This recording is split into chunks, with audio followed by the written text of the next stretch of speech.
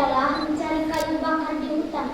Sudah lama sekali Bu Rondo ingin mempunyai seorang anak, tapi dia hanya seorang janda yang miskin, lagi pula sudah tua. Meski demikian, dia selalu berdoa kepada Tuhan. Saat Bu Rondo pergi lagi mencari kayu di hutan, ia duduk beristirahat sambil mengeluh. Seandainya aku mempunyai anak, pasti bebanku akan ringan sebab ada yang membantuku bekerja. Tiba-tiba bumi tempat ia duduk bergetar seperti ada gempa bumi. Lalu di depan Bu Rondo muncul raksasa bertubuh besar. Wajahnya menyeramkan. Bu Rondo memandangnya sambil ketakutan. Ia tidak melakukan kesalahan apapun, tapi mengapa ada raksasa mendatanginya? Hai Bu Rondo, kamu menginginkan anak? Aku bisa mengabulkan keinginanmu.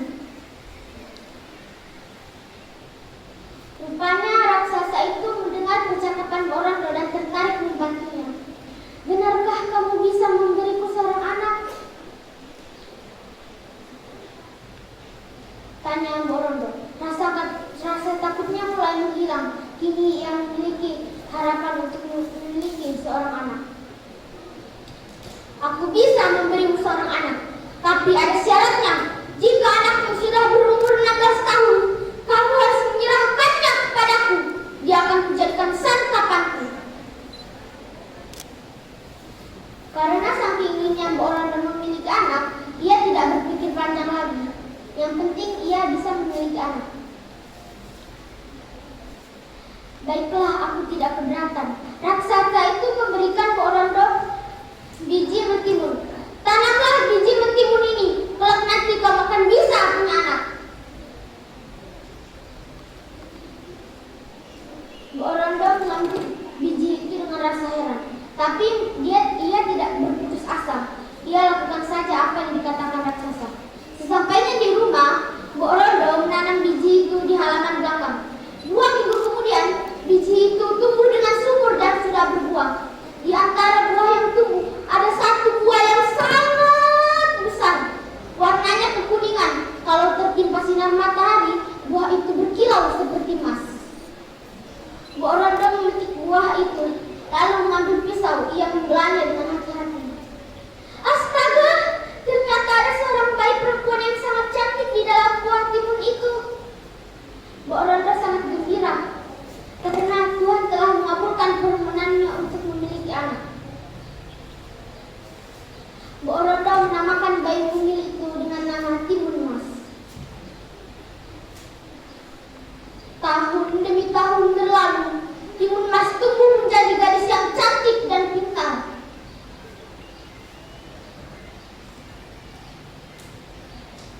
Bu Rondo sangat bangga padanya karena Timun Mas sering membantunya di ladang. Tapi Bu Rondo merasa sangat takut karena di hari ulang tahun Timun Mas yang ke-17, sang raksasa datang kembali untuk menagih janji. Saat Bu Rondo bersiap ingin pergi ke hutan mencari kayu dengan Timun Mas, belum saja ia melangkah dari pintu rumahnya, tiba-tiba bumi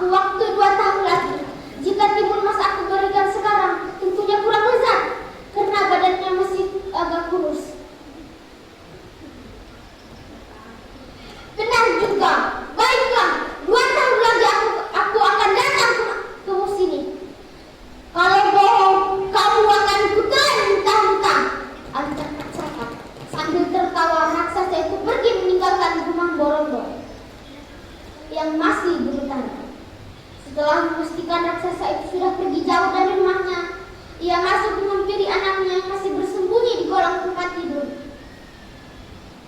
"Anakku, keluarlah, raksasa itu sudah pergi." "Iya, Bu, tadi aku mendengar percakapan ibu dengan raksasa itu. Rupanya raksasa itu menginginkan aku." "Benar, Nak, tapi aku tidak akan rela kamu dijadikan santapan raksasa itu."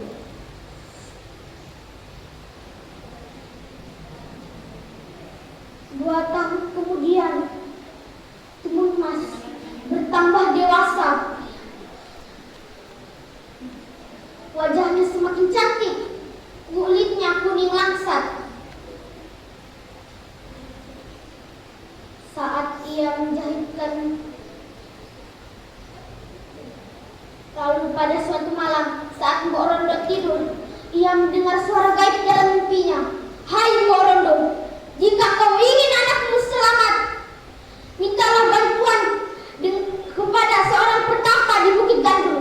Esok harinya juga Mbok Rondo pergi ke Bukit Gandul dan menemui seorang petapa. Petapa itu memberikan Mbok Rondo 4 bungkusan kecil yang isinya biji timun, jarum, garam, dan terasi. Petapa itu menceritakan khasiat benda-benda itu. Setelah menceritakan khasiat benda-benda itu, Mbok Rondo segera pulang dan menemui Timun Mas. "Anakku, mulai saat ini kamu tidak perlu cemas dengan raksasa jahat dan kejam itu, sebab kamu sudah memiliki penangkalnya."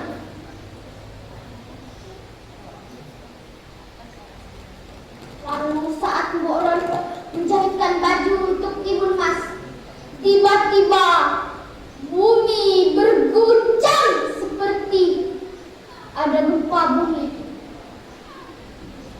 Disusul suara tertawa yang menggelegar.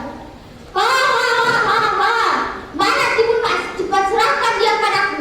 Aku sudah sangat lapar."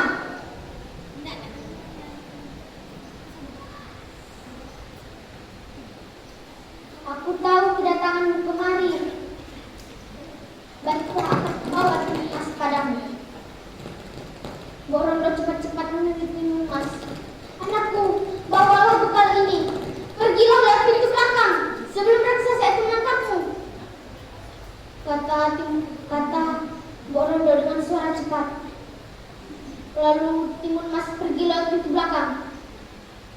Mbok Rondo pergi lagi menemui Timun Mas.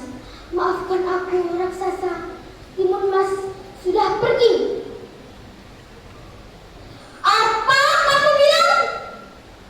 Raksasa sangat kecewa karena Timun Mas sudah pergi. Tapi dengan kesaktiannya ia dapat melihat Timun Mas yang pergi, yang menjauhi rumahnya. Tanpa berkata-kata lagi, raksasa pergi mengejar Timun Mas. "Walau kau lari ke ujung dunia, aku pasti dapat menangkapmu," teriak raksasa. Timun Mas mengandalkan kekuatannya untuk terus berlari. Tapi karena terus-menerus berlari, Timun Mas merasa lelah dengan badan terdesak. Lalu ia membuka bungkusan yang pertama yang isinya biji timun. Lalu ia mendapatkan biji timun itu ke tanah. Sungguh ajaib, biji timun itu berubah menjadi sungguh ajaib. Biji timun itu tumbuh dan subur dan buahnya besar-besar.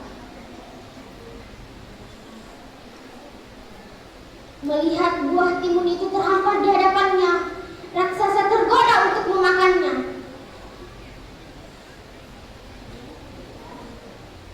"Ha ha ha ha ha! Buah ini dapat menambah tenagamu." Raksasa itu memakan buah itu dengan rakus. Tak tersisakan satu pun.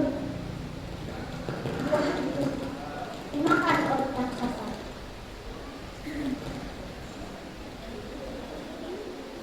Setelah memakan buah itu, ia langsung pergi kembali mengejar Timun Mas. Lalu Timun Mas merasa kelelahan. Ia membuka bungkusan yang kedua yang isi jarum. Jarum itu ditaburkan ke tanah, sungguh ajaib. Jarum itu berubah menjadi hutan bambu yang lebat. Raksasa berusaha menembusnya, tapi tubuh dan kakinya merasa sakit karena tergoles dan tertusuk bambu-bambu yang patah. Tapi berkat kesaktiannya, ia berhasil melewati bambu itu.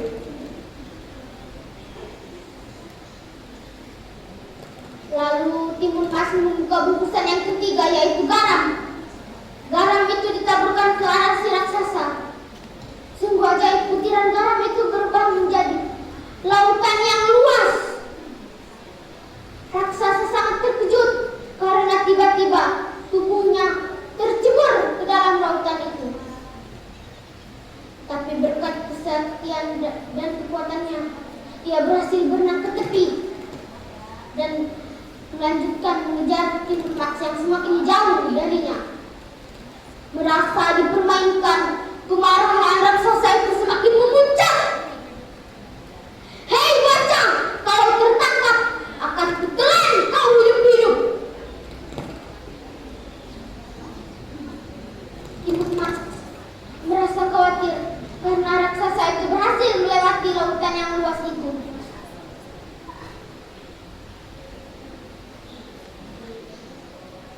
Lalu saat Timun Mas kelelahan, raksasa hampir saja menangkapnya. "Hei, jangan harap kamu bisa keluar dariku," kata raksasa itu sambil mengambil Timun Mas. Dengan sigap, Timun Mas meloncat ke samping, berkelit menghindar. Hampir saja aku tertangkap. Dengan sigap, Timun Mas membuka bungkusan yang terakhir, yaitu terasi. Terasi itu langsung ditaburkan ke hadapan raksasa. Sungguh ajaib raksasa. Terasi itu berubah menjadi lumpur panas yang mendidih. Raksasa sangat terkejut sekali karena dalam sekejap tubuhnya ditelan lautan panas yang mendidih itu.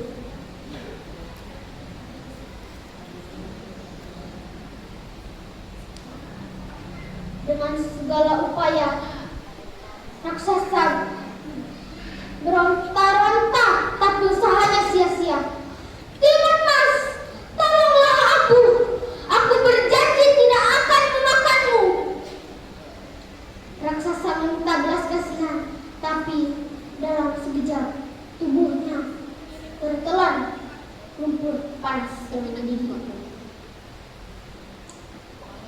Timun Mas merasa lega karena ia bisa selamat dari bahaya maut. Lalu ia berjalan pulang ke arah rumahnya. Dari kejauhan terlihat tampak Mbok Rondo menyambut kedatangan Timun Mas. Kiranya wanita itu sangat mengkhawatirkan nyawa putrinya.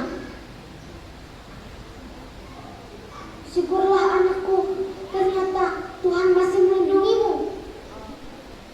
Setelah keduanya saling dekat, mereka berpelukan dengan rasa haru. Air mata berlinang di pipi. Timun Mas dan Mbok Rondo kini bisa hidup bahagia.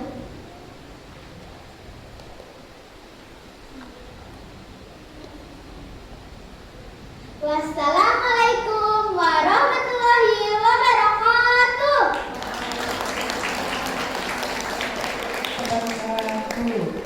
Terima kasih Adek. Pesan moral yang terkandung dalam pesan moral yang terkandung dalam cerita Timun Mas adalah harus waspada dengan orang yang memiliki niat jahat kepada kita. 2.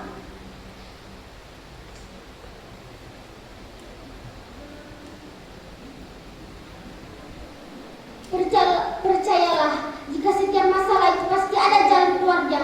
Jalan keluarnya dan tetap berdoa serta pasrah kepada Tuhan.